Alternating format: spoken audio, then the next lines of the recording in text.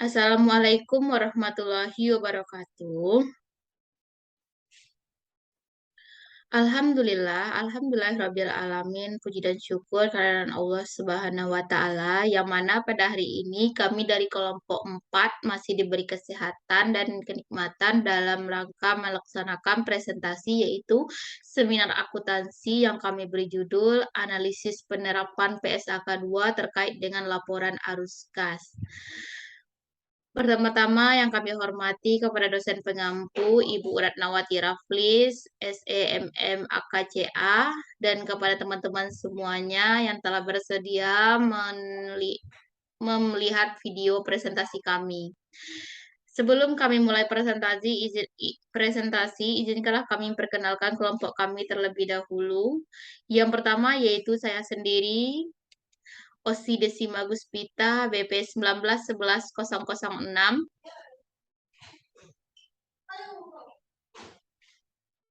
Saya Cynthia Zalmida, BP 1911-11-005. Di sini kami beranggotakan 2 orang.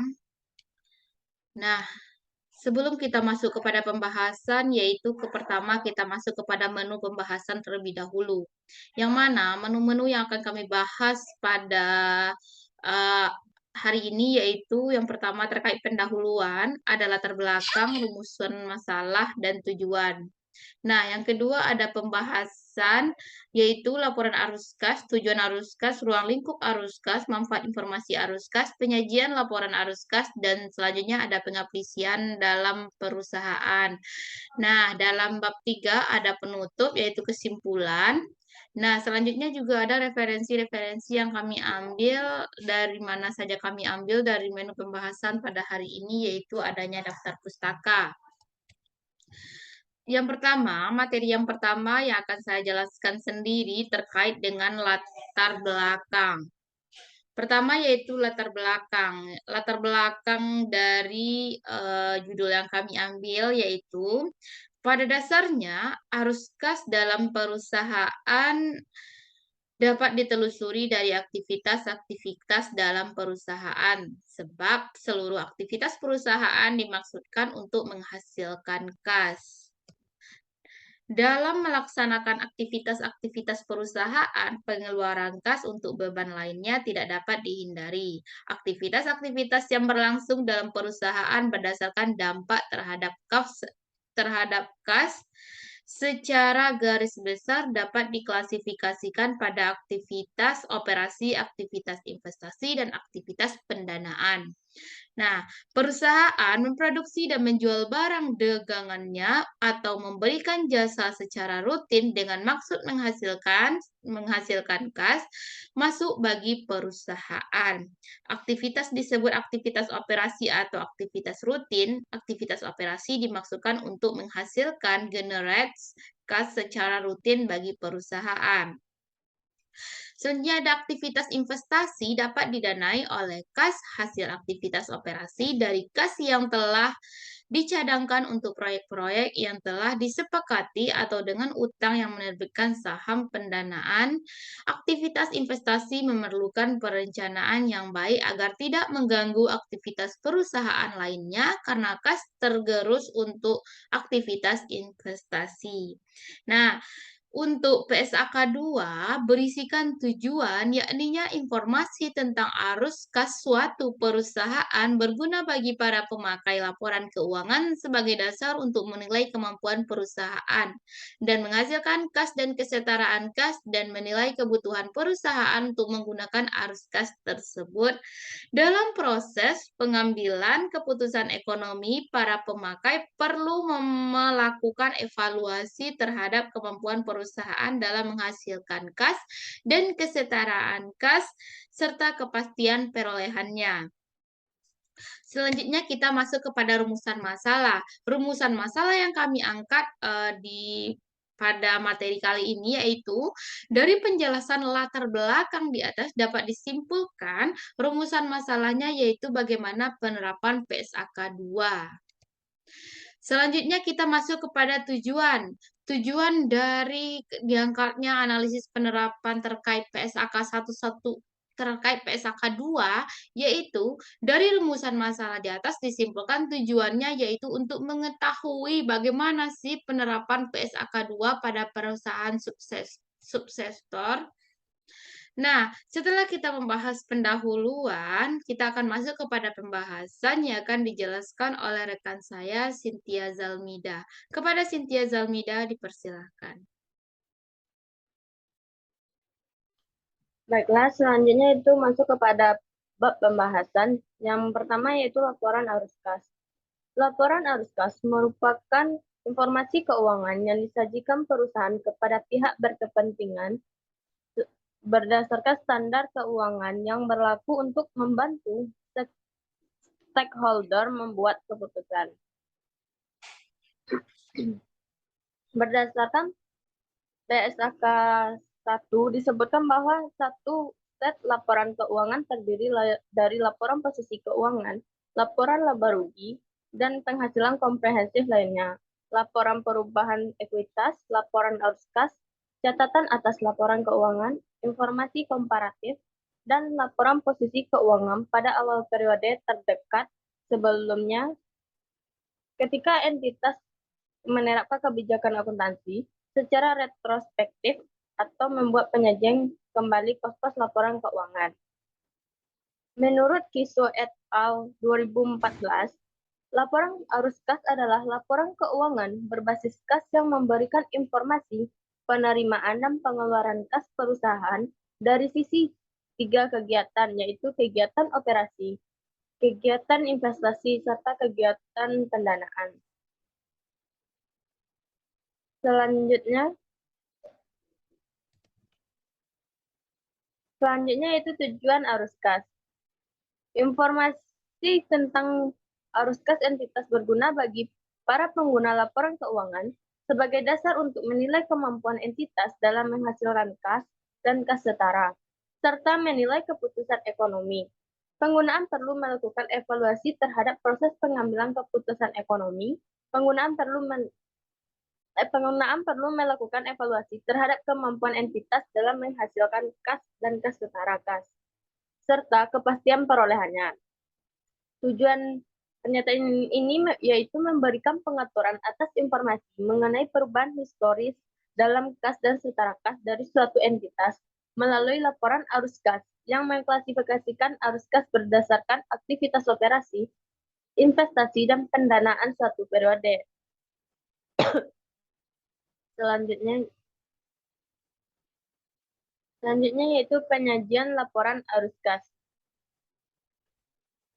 Laporan arus kas melaporkan arus kas selama periode tertentu dan diklasifikasikan menurut aktivitas operasi, investasi, dan pendanaan.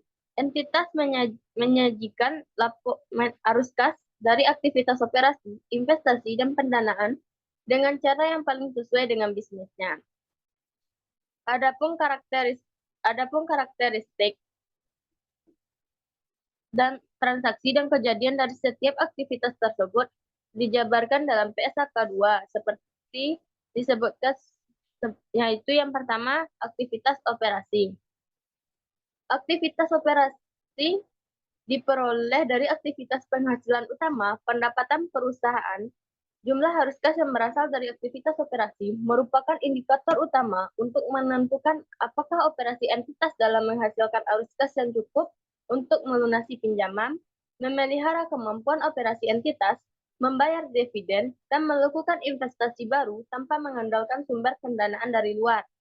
Informasi tentang unsur-unsur tertentu harus kas historis bersama dengan informasi lain berguna dalam memprediksi arus kas operasi masa depan. Arus kas dari aktivitas operasi terutama diperoleh dari aktivitas penghasilan utama pendapatan entitas. Contoh dari arus kas dari aktivitas operasi itu yang pertama penerimaan kas dari penjualan barang dan pemberian jasa. Yang kedua itu penerimaan kas dari royalti, fee, komisi, dan pendapatan lain. Yang ketiga itu pembayaran kas kepada pemasok barang dan jasa. Yang keempat yaitu pembayaran kas kepada dan untuk kepentingan karyawan. Yang kelima itu penerimaan dan pembayaran kas oleh entitas asuransi sehubungan dengan premi, klaim, anuitas, dan manfaat polis lainnya. Yang keenam yaitu pembayaran kas atau penerimaan kembali atau restitusi pajak penghasilan, kecuali jika dapat diidentifikasikan secara khusus sebagai bagian dari aktivitas pendanaan dan investasi. Dan yang terakhir itu penerimaan dan pembayaran kas dan kontrak yang dimiliki untuk tujuan diperdagangkan atau diperjualbelikan. Di dalam laporan arus kas aktivitas operasi, ada pun metode dalam penyajiannya, yaitu yang pertama itu metode langsung. Dengan metode langsung, ini kelompok utama dari penerima kas bruto dan pengeluaran kas bruto diungkapkan. Yang kedua itu metode tidak langsung. Dengan metode ini, laba atau rugi bersih disesuaikan dengan mengoreksi pengaruh dari transaksi bukan kas, penangguhan atau akrual dari penerimaan atau pembayaran kas untuk operasi di masa lalu dan masa depan, dan unsur penghasilan atau beban yang berkaitan dengan arus kas, investasi, atau pendanaan. Yang kedua yaitu aktivitas investasi. Dalam aktivitas investasi, pengungkapan terpisah arus kas yang berasal dari aktivitas investasi ini yaitu penting karena mencerminkan pengeluaran yang telah terjadi untuk sumber daya yang dimaksudkan menghasilkan pendapatan dan arus kas masa depan. Yang ketiga itu aktivitas pendanaan. Pengungkapan terpisah arus kas dari aktivitas pendanaan yaitu penting untuk memprediksi klaim atau arus kas masa depan oleh para penyedia modal entitas. Klasifikasi menurut aktivitas memberikan informasi yang memungkinkan pengguna untuk menilai pengaruh aktivitas tersebut terhadap posisi keuangan entitas serta terhadap jumlah kas dan setara kas. Informasi tersebut dapat digunakan untuk mengevaluasi hubungan di antara ketiga aktivitas tersebut. Suatu transaksi tunggal dapat meliputi beberapa arus kas yang diklasifikasikan ke dalam lebih dari satu aktivitas. Misalnya, jika pelunasan pinjaman bank meliputi pokok pinjaman dan bunga, maka unsur bunga dapat diklasifikasikan sebagai aktivitas operasi dan unsur pinjaman diklasifikasikan sebagai aktivitas pendanaan. Selanjutnya,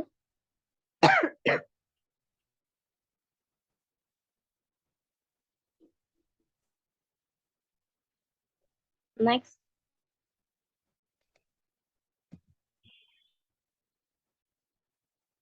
Selanjutnya itu contoh pengaplikasian penyajian arus kas. Yang pertama yaitu analisis penyajian laporan arus kas ENT, yaitu ada PSAK arus kas dari aktivitas operasi, yaitu penerimaan kas dari barang dan jasa, pembayaran kas kepada pemasok, pembayaran kas kepada karyawan, pembayaran atau restitusi pajak penghasilan, penerimaan bunga dan dividen. Di ENT-nya yaitu penerimaan kas dari pelanggan, pembayaran kepada pemasok dan karyawan, pembayaran pajak penghasilan neto, pendapatan keuangan, pembayaran untuk aktivitas operasi, di mana semua itu disesuaikan. Yang tabel kedua yaitu analisis penyajian laporan arus kas aktivitas investasi ENT. Berdasarkan PSAK 2, pembayaran perolehan aset non-kas di IMT sudah sesuai. Yang kedua itu penerimaan penjualan. Hasil penjualan aset tetap di IMT sesuai. Pembayaran perolehan instrumen, yaitu investasi pada entitas asosiasi dan investasi jangka panjang, penempatan pada investasi jangka pendek, investasi pada entitas anak, dan pembayaran pengurangan setoran modal entitas kepada non-pengendalian anak neto sudah sesuai. Selanjutnya yaitu penerimaan penjualan instrumen. Di MT, penjualan kepemilikan saham dengan hilangnya pengendalian sesuai. Yang selanjutnya itu pembayaran uang muka atau pinjaman pihak lain. Di ENT, uang muka perolehan aset tetap, penerimaan dividen kas neto, penerimaan dari investasi jangka panjang dan entitas asosiasi. Selanjutnya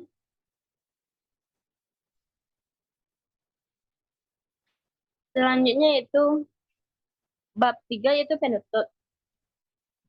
Kesimpulan dari materi PSAK 2 yaitu PSAK 2 berisi tentang laporan arus kas informasi. Informasi tentang arus kas entitas berguna bagi para pengguna laporan keuangan sebagai dasar untuk menilai kemampuan entitas dalam menghasilkan kas dan setara kas, serta menilai kebutuhan entitas untuk menggunakan arus kas tersebut. Dalam proses pengambilan keputusan ekonomi, pengguna perlu melakukan evaluasi terhadap kemampuan entitas dalam menghasilkan kas dan kas setara kas, serta kepastian perolehannya. Laporan arus kas harus melaporkan arus kas selama periode tertentu dan diklasifikasikan menjadi 3 aktivitas, yaitu yang pertama yaitu aktivitas operasi, di mana aktivitas operasi ini diperoleh dari penghasilan utama pendapatan perusahaan. Yang kedua yaitu aktivitas investasi, di mana aktivitas investasi ini mencerminkan pengeluaran yang telah terjadi untuk sumber daya yang dimaksudkan menghasilkan pendapatan dan arus kas masa depan. Dan yang terakhir yaitu aktivitas pendanaan. Aktivitas pendanaan berguna untuk memprediksi klaim atau arus kas di masa depan oleh para penyedia modal entitas. Baiklah, itulah yang dapat saya sampaikan. Saya kembalikan kepada moderator. Baik, terima kasih kepada rekan saya Cynthia Salmida. Sekianlah hasil dari presentasi yang bisa kami lakukan dari kelompok 4. Jika ada kritik, saran, ataupun tanggapan dari teman-teman semuanya, dipersilakan. Dan terlebih dan terkurang kami ucapkan mohon maaf yang sebesar-besarnya.